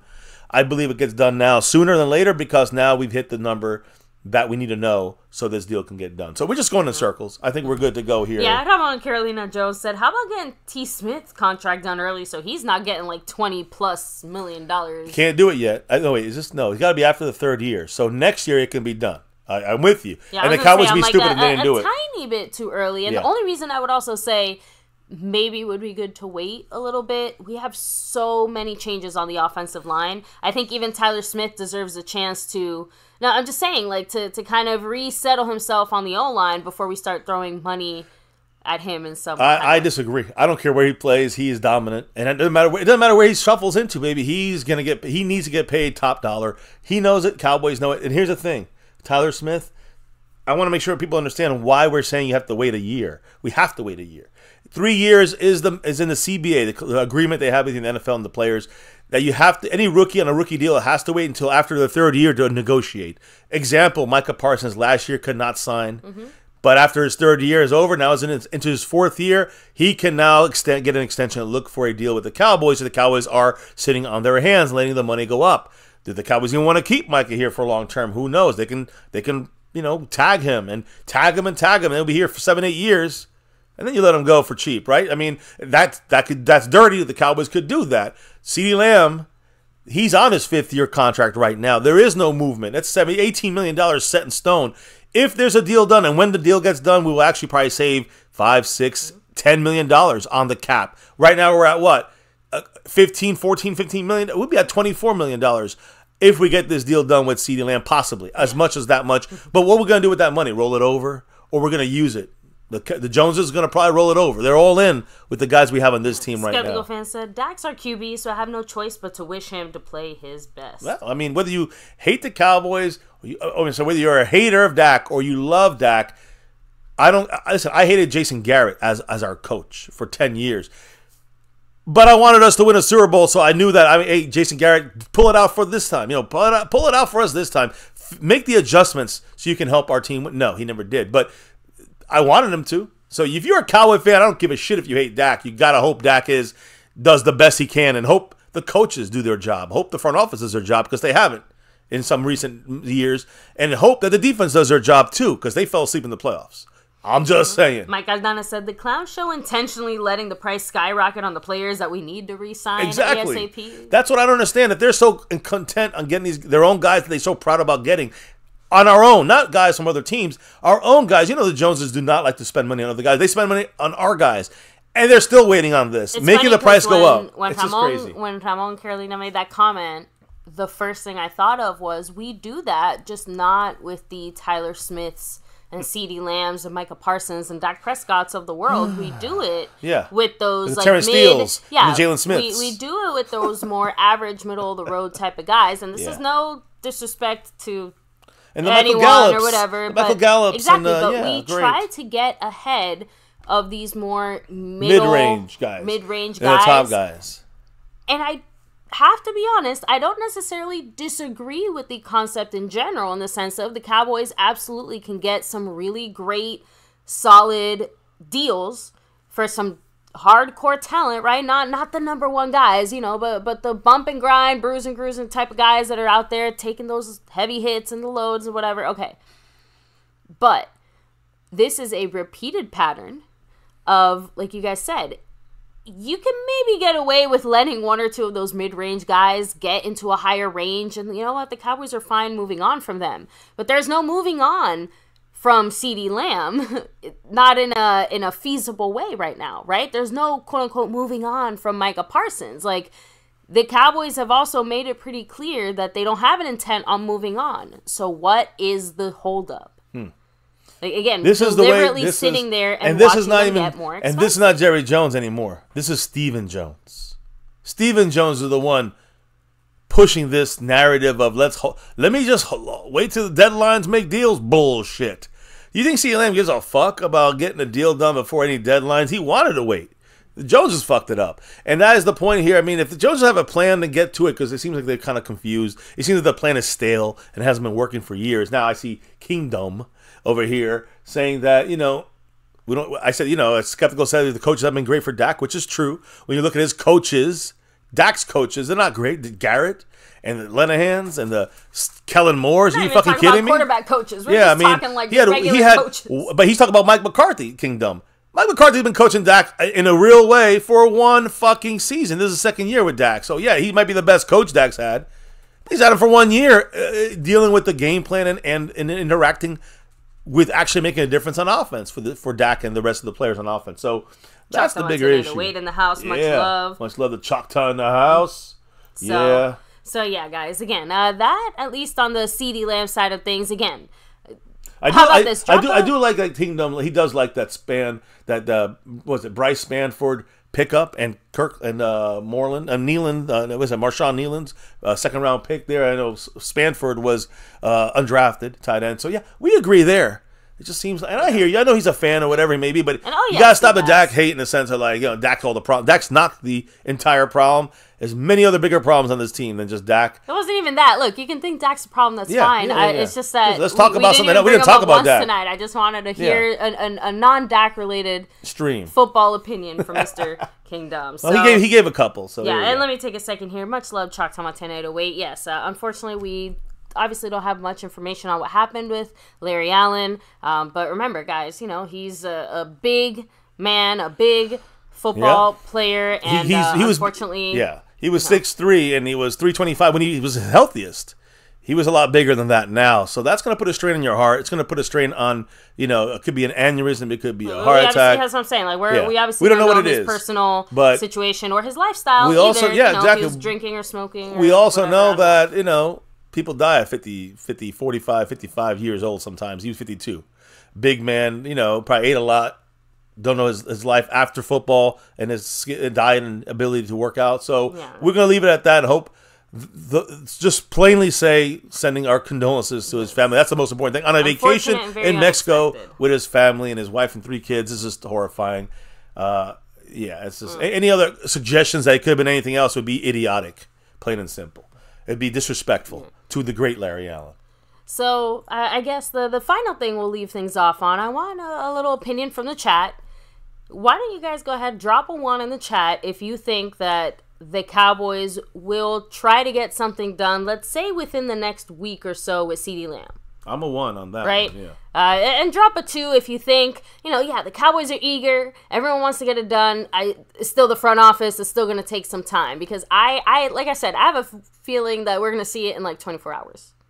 Not exaggerating. So I personally am dropping a 1 in the chat. A 1 is me. Yeah, it's kind of. So I'm saying 1 if you think the deal is going to get done within the next week. Okay, or sooner. You know what I mean? Yeah. Drop a 2 in the chat if you think it's going to take longer than a week. If you think the Cowboys are going to need more time to dot the I's and cross the T's for CeeDee Lamb's contraction. Yeah, I mean, I think that they would love to get him in for this, in time to for mandatory minicamp. But I think it's just if he's just there, that's good enough. He wasn't going to run much anyways, and you still have to kind of acclimate. So at this point, there's no reason to even have CeeDee Lamb really there, other than not getting fined. And the fact that we know that they're getting that deal probably worked out now. We just heard him picking up the pace on getting this deal done. CeeDee Lamb could show up and just not be on the field for any drills to prevent injury. Yeah, and pretty much the chat agrees. The only thing Mike Aldana did say, "I'll believe it when I see." I know. I'm with you. We got to see it, but, this is the way the Cowboys work. They usually wait to training camp. I think that... See, Fuego said 2 weeks. It will take a little bit longer. Right. Remember, we do have, after minicamp ends this week, which ends on Thursday, the Cowboys are, they go on Friday. They're out of the start until it's training camp time, when they all re-meet and fly out to Oxnard July 25th or 26th. That's it. So we got a month and a half to get a deal done with CeeDee Lamb. Again, I think July 15th is the tag deadlines, but we have nobody tagged. He's just a 5th-year option deadline that would lock in around that same time. So we got a month and a half, but really a month, a couple of weeks easily gets done. Historically speaking, though, at least in the last handful of years, our front office tends to not sign guys in that general period or get contracts done, in the sense of like when you see them get done, it's closer to this mini camp timeline. Like it's within, that's what? No, I was going to say that usually the Cowboys, when the bigger name guys get signed, usually not this time, they get signed usually at training camp, which is the problem. Yeah. It'd really be nice if you let me finish what I was saying sometimes, because that was the whole point I was trying to say. You either see it now, closer to this mini camp, or you're not going to see it until they're landing in Oxnard. And again, let me put in my 2 cents on this. I understand what you're saying. I think there's a different situation. And the reason is it's simple. CeeDee Lamb is the one that controlled this. If it was not for CeeDee Lamb having to wait for Justin Jefferson, this deal would have been done already a while ago. That's all I'm saying. I disagree. I said it earlier. It's not CeeDee Lamb only waiting. This was a mutual decision. Both sides had a vested interest in waiting. CeeDee Lamb had an interest in waiting. The Cowboys had an interest in waiting. What was the Cowboys' interest in waiting? They already waited to this point. They clearly were waiting for Justin Jefferson to set the seat. Again, we already went into this offseason with him not signed. It was like the Cowboys are not an in-between type of I know franchise. you're saying, we either jump the line and sign him early, or we wait and we're going to be the last people signing anybody. Now let me finish this with my thought, in that CeeDee Lamb, I think, is somebody the Cowboys were targeting to try to get signed as soon as possible, even before the other guys. And they knew they had to wait this year. That is because of Justin Jefferson, and both sides knew this. I don't think the Cowboys wanted to wait if they had a choice. I think they would have made a much more harder effort to go get CeeDee Lamb. I mean, they clearly did want to wait because they didn't make a single fucking effort to sign him before this. Maybe. So you don't know what they did. I'm telling you. I know sometimes you miss a stream or two, but Stephen Jones and Jerry Jones and Will McClay all said, we would love to sign him now, but things have to come into place. And it's not on the Cowboys side on this one. On this one, it is on CeeDee Lamb. CeeDee Lamb was the one, and it's been reported from multiple sources that he was the one waiting on this, not the Cowboys. I know, but we literally started off our CeeDee Lamb discussion by saying the Cowboys could have signed him last year for like $28 million. Okay. Last year, $28 million. If the last year was different than this year. The Cowboys wanted to sign CeeDee Lamb for $28 million. That's what they thought they were going to try to do, and CeeDee Lamb said, "No, we're going to wait." And Jerry Jones like, "I guess we got to."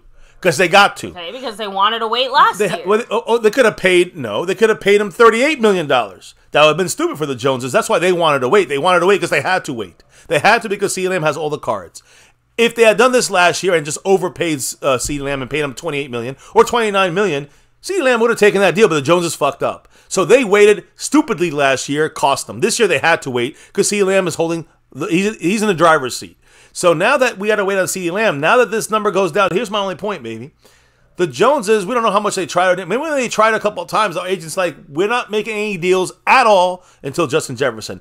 And that's what Jerry and Steven alluded to, and Will McClay alluded to about CeeDee Lamb's situation. They just got to wait. They have to wait. They didn't want to. They had to. Last year is when they should have done it. Last year they wanted to wait. Now they fucked themselves. So CeeDee Lamb, he's getting the deal that he's been waiting on because the Cowboys allowed it to happen from last season, not this year. Now, all I'm trying to say is this. If there was no Justin Jefferson in the market situation right now, I think CeeDee Lamb would have had a number in mind. Maybe before or after A.J. Brown, he would have got $32 million, $33 million, something like that. Because of Justin Jefferson, it's got to be weighted on, so he knows where to fall. He's going to be right there touching Justin Jefferson's numbers. That's all. So it just to me, the Joneses would have got this deal done earlier, even with their stubborn asses. I do criticize them, but there's a deal that they would have had done and ready, I think, at this point. Now, I think the Cowboys front office and Stephen Jones and their dumb asses I do think they have a deal done in the sense of, in their mind, written on paper, according to this Jefferson deal now. And I think CeeDee Lamb's agent has the same idea as well. This should not take too long, is my thought. And again, maybe that's why I'm saying it's a different situation, because this would have been, let's say this would have been done, even if it wasn't done in February, where it should have been done. Let's say this thing got done in April. That's fine. It's not a big deal. He's not missing any OTAs, everything. Nobody would even talk about this, really, right? So it would not be a big deal. The Joneses might have should have got it done in February. They get it done 2 months later. That's the Joneses. That's the waiting that would have cost us a couple million a year. This is their own stupidity. But at this point now, they know they want this thing done by last month. And it's not going to be done until this month at the earliest. So now I think that it comes down to, this is not one of those big name deals they're going to wait till training camp to get done. Got to get them done. I think they definitely get them done before training camp. And the main reason is because the skeleton of the deal is made already. It's just about them putting numbers and agreeing upon it. And the Joneses, unless they don't want them at all, if they push it farther, the Joneses push it farther, it's all on them. This is their dumbass mistake. I have two final things. Hit them up. I have to say. Although before I say that, guys, if Mr. MCF does an After Dark, you'll see it once we're done here. Not sure what his plans are. Not 1,000%, but if I do, it's usually something, try to make it small, quick streams, but, it's something that goes on forever. But the first thing I wanted to say, Aries61 said, back in 2015 when Dez signed, Thomas signed a similar deal within hours after Dez signed. Again, that's why I said, don't be surprised if CeeDee Lamb walks up tomorrow morning a newly signed Dallas Cowboy. Like, I'm fully here for it. But the last thing I'll say, if you have knowledge, if you have a friend, they're going to sell their house, and they tell you, hey, we'd be willing to sell you this house for current market value, maybe a little less, but you got to buy it now. You got to buy it before we even think about putting it out on the market. And you decide to say, no, thank you. I'll see if I'm still interested. I want to buy a house, but I don't know if I want to buy your house, and I don't know if I want to buy it for that much money, and I don't know if I want to buy it now. You know, the interest rates are a little, okay. And then a year later, that same house gets put up for sale for 20% more, and now that's the only house that you can buy, and you're looking at your paycheck saying, damn, I had a chance to buy this house last year. I could have gotten a way better. Why the fuck is this? Now it's working? Sorry, that caught me so off guard. Skeptical fan, thank you so much for your $2 holler. Apparently, yeah, I didn't expect to hear any magical, rings. I didn't expect to hear any rings tonight. $2 holler. That caught me so off guard. Thank you so much. He said, do you think that we'll get Mozzie some real help soon? Probably not. I think we'll get some low-level help with some of the free agent money, a $2 million, $1.5 million guy. Mozzie Smith is about to be on one-man island, and the Cowboys are putting it all on him because he's the guy we drafted, and he's our guy. And unless you think that we can get someone who can help him for like $5 and a fucking Taco Bell coupon, I personally don't think anybody we add there is going to actually help Mozzie Smith in any tangible way. They will be there to take some snaps. There will be a body. They're going to occasionally do something. But Mozzie Smith is absolutely going to be an island. That's my personal thoughts. Anyway. Well, I disagree. Rolling back to my previous... I disagree in the sense that I think that Mozzie Smith will get help. Now, again, you get someone... If you get, for example, someone like Isaiah Buggs in there, I would say he would help Mozzie Smith. He would help in the sense, not helping him play, but it'll help him, give him some breather, and we'll have a solid backup to come in there and take some snaps. I know, but I think that that's still even too much for the Cowboys. I don't. Well, I mean, I'm saying any player you sign is going to be veteran minimum, right? It'd be $1.5 million, and basically every guy that's out there, our defensive nose tackle, would be that kind of guy. Yeah. And the question is, is it going to be Calais Campbell? Probably not. Will it be someone more like an Isaiah Buggs? Probably so, for the league veteran minimum. By the way, I wanted to say, Skeptical fan, with his membership, his thanks button drop earlier today, with the drops he had tonight, that's right. He is currently in third place on the overall board behind Jet Li, Jason Renfro in first place, and SCO971. So much love to Skeptical fan, moving on up the board on the overall side of things. Anyways, finish your... you said you were going to be going back to... Yeah, no, it just look like I said, you had the chance to buy the house.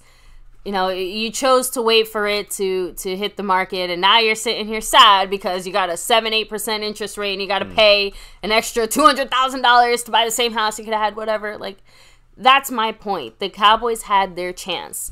They can't sit here and cry over milk that hasn't even been spilled when they put themselves in this position. You say that the Cowboys aren't the ones who chose to. Yes, they did choose. They made that choice. They didn't make it now. You're right. They didn't make it this offseason.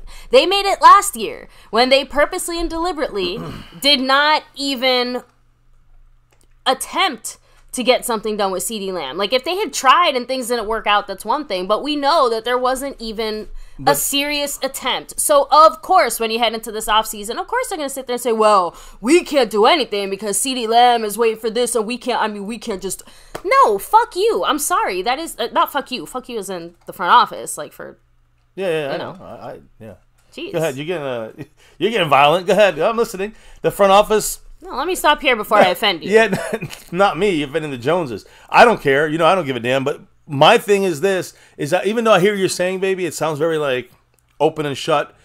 I think that with the Joneses and the way that they do things, I would not put it past them. I mean, I think we've seen this in the past, that these guys truly think that, oh, yeah, we can wait on CeeDee Lamb next year because we'll get him for around $28 to $30 million. We'll wait to pay a couple million more. That's the way these fuckers think.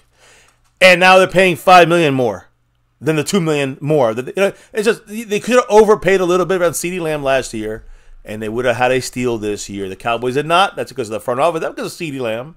CeeDee Lamb would have signed it last. It's because of these dumb fuckers. And again, that's their choice. Now this year they go into it saying CeeDee will sign with us. CeeDee's like, I'm going to wait for Justin Jefferson. The Joneses also knew, and they figure. I guess maybe they figured this way. They knew that Justin Jefferson and CeeDee Lamb were going to be reset in the receiver market the following year. They were hoping maybe, again, CeeDee Lamb does great. Maybe Jefferson falls off a little bit. If Jefferson fell off a little bit, it may keep the numbers lower. And now they can pay. Now everyone will wait for CeeDee Lamb to get that deal instead of everybody waiting for Justin Jefferson. And now they set the market, so now they can lowball him maybe as much as possible. If they had waited, they would have to pay him right now. They would have paid him like $33 million, $34 million. So in their mind, it only is $1 million more than it really cost us because this year we had to wait. But it was worth the risk for them to see if Justin Jefferson does worse. So that CeeDee Lamb is the one controlling the market, and now they got to deal with him on that instead of waiting for CeeDee Lamb to wait on Justin Jefferson before making any deals. So the roll of the dice that Joneses did, I think, was stupid. It was a dumb roll of the dice. But they felt, hey, if CeeDee Lamb has a bad year, we can pay him less. If Jefferson has a bad year, we can end up still paying CeeDee Lamb less. In the end, they both did well, and now they both get paid more. And that's where the Joneses fucked up. That's my opinion. I think they truly thought they were going to try to get a steal out of this once again. And it's funny, 9 out of 10 times these fucking two owners here, the Joneses, every time they think they get a better deal, later than now, what always happens, guys? 9 out of 10 times, we're getting ripped. We're getting a worse deal. We're paying more and maybe getting less. Look at Michael Gallup. Look at Terrence Steele. I'm gonna stop. I'm gonna stop before I offend people. Yeah, here. I was just gonna read a few comments here in the chat. Yeah, hit him up. But no, Mike Aldana said the clown show's using the same narrative on CD as they did with Dak. Yep, exactly. And you guys know it now. You've been here for 7 years with us. We've been saying this, tracking it, telling you guys, screaming about it, losing our voices about it. Now you guys also feeling it too. Pioneer said it. Damn Skippy, Mrs. MCF. It's been 30 years. Yep. Oh, let's hope it's not another 30 more. So, oh, no. With that said, guys, let me go ahead and give the proper shout-outs as we close things off here tonight. And, if there's an MCF After Dark, you're just going to have to keep your we'll see what happens. Eyes open, your notifications on, and, be there, be square, I guess. With that said, though, yes, let me shout out everybody in the chat. But before I do, I have to shout out the people repping it on the board here. Huge shout-out to the man showing the love, McLovin. He's not just the sponsor of the week. He's also the Cash App King currently.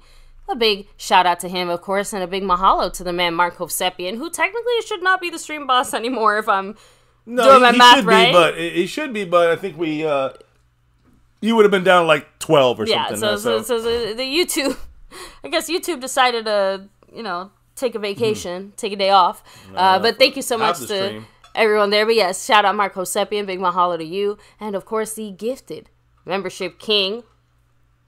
Yeah, you guys know. Jet Li, right? Yep, Jet Li for 6 AKA out of the last Jason. 7 weeks. Yeah. Now, I don't know if you know the leaders on here.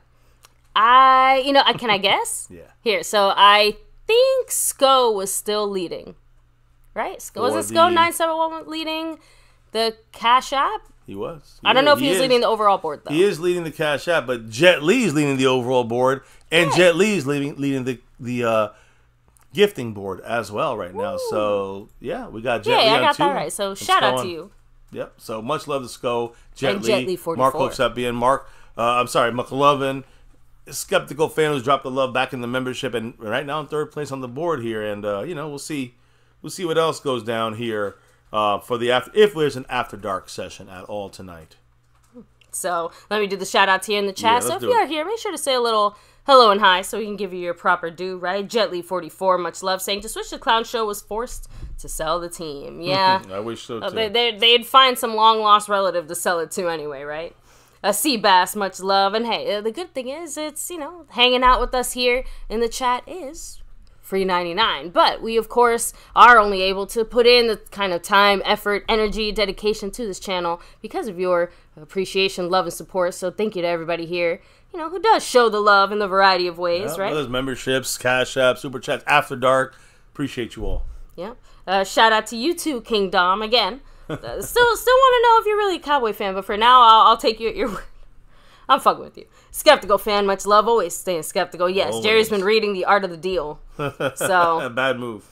Let me see. Eric Wallace, have a great night. Pioneer, much love. Mike Aldana representing here. I heard if you read Art of a Deal, you turn into an insurrectionist. Oh wait, I'm sorry. Let me see. That's for After Dark. I'll say it for After Dark. Asmodeus, much love. Yeah, definitely, like I said, definitely an interesting chat tonight. But you know what? We appreciated it. Seriously. Yeah, it was a good heated chat, and that's what we like here. Scott Zilla. Shout out to you as well. Aries61, have a great night. Zilla in the house. Let me see. Johan, take it easy. Rolling back here, I want to make sure I give all the shout outs. Mikey High Night, have a great night. Fuego, bringing the heat. Hopefully it doesn't take 2 weeks, right? I'm on Carolina Jones. Thanks for rocking with us tonight. Thank you. Choctaw Montana 808 representing. Yeah, he's saying good night all. Appreciate you, Choctaw Montana 808 in the house. Let me see. I guess, true. Eastside Herald, you know, we have in. to represent the Cowboys in Houston, right? Yeah, we had Jacob Vasquez dropping some love. Calvin Richard dropping some love. Skeptical Fan dropping some love. And the man over everything, Seabass, dropping some love. So thank you guys for the drops of love from above tonight here on My Cowboys Family. As maybe we do a little After Dark session, but we definitely will probably be back the next couple of days in a row, I'm thinking, because of mandatory minicamp. Now, if they have mandatory minicamp and it's kind of closed off, we don't really get much information, you know, we might skip a day or something like that. But if they're coming out there and giving us info, you know, I predict the Cowboys probably use 2 out of these 3 days. They usually don't use all 3 days, usually. So maybe they call it a short minicamp. We'll see what happens. But either way, after these 3 days, you're going to see, again, you know, whether we're live all next 3 days or like 2 out of the 3 days, it'll kind of become a little more sparse between the end of this week and the beginning of training camp week. Now, keep in mind, there's going to be players signed. I guarantee it'll be low-level players signed in free agency. There'll probably be a CeeDee Lamb signing done if it's not done to minicamp now, you know, in the next 3 or 4 or 5 weeks. And you never know about Micah or Dak. I don't think they'll get signed, but you'll probably get some low-level guys signed that are free agents and that CeeDee Lamb deal in the next 5 weeks or so. That's the big news we're going to be having on the horizon for the next week and a month and a half. But after that, it's full throttle Cowboy football as we head into training camp and beyond. So yes, and thank you for the reminder, Skeptical Fan. Like I said, I have to find a cute one that's of us 3 because I know I have cute pictures with the dog. I know you have cute pictures with the dog. I don't know if we have a picture of us together with the dog. We'll find. We'll get one. We'll take one. But thank you, Skeptical. Appreciate it. And yes, that would be a interesting, fun thing to represent this year for sure. So on that note, it is time to head on out of here for the night.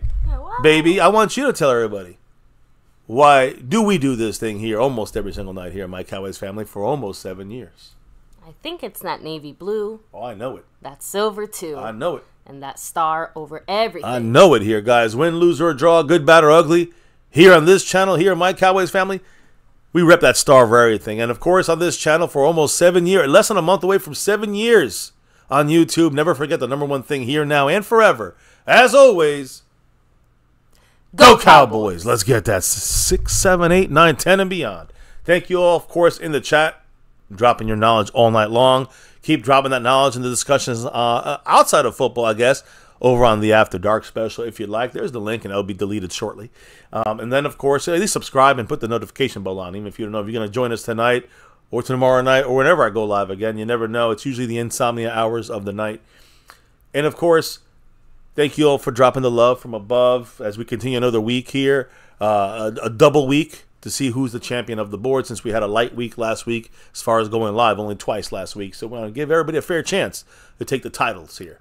On that note, baby, it is time to lock it up, wrap it up, and, relock and reload for another show. Probably tomorrow when mandatory minicamp officially begins. On that note, baby, before we can drop out and clock out for the night, tell everybody what we got to do before we say, hey, good night, and get on out of here. Drop out of this stream for this evening. We got to drop the beat. Oh, yeah.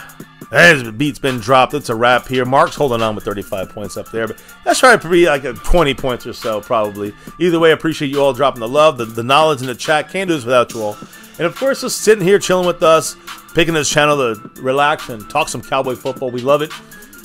Can't do this without your guys' love and support, and appreciate you guys sticking here at MCF for another wrap-up of the day in Dallas Cowboy news, info, and updates here on an MCF Cowboys chat, baby. You know it.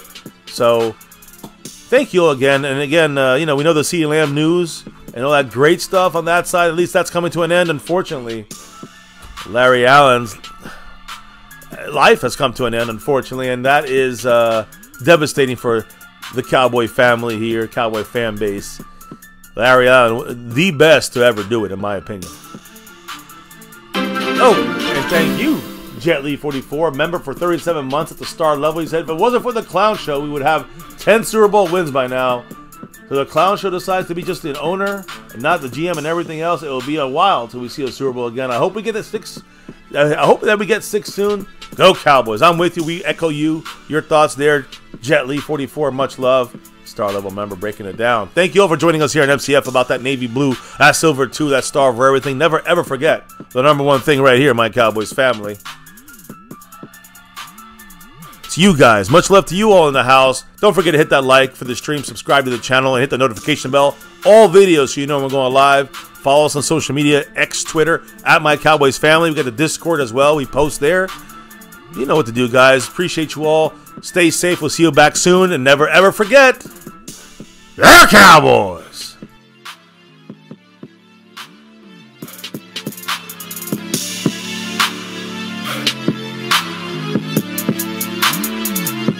Monk on the beat.